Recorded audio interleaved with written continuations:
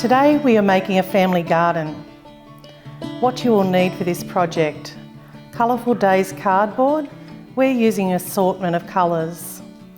Coloured pencils, crayons, coloured markers, scissors, a glue stick, a sharpener, a permanent marker and some confetti.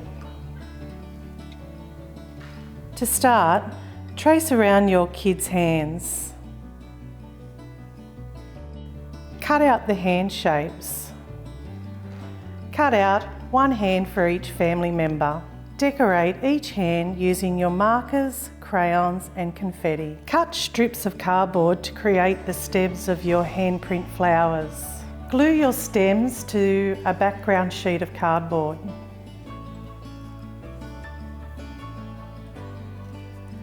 Cut long triangle shapes to create a grass for your project.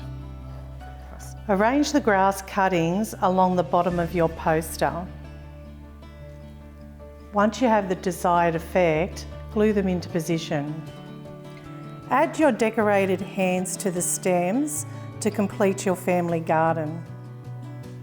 Glue into position once you have the desired look. Add the names of your family member to each hand. Now you've finished making your family garden. Thanks for watching.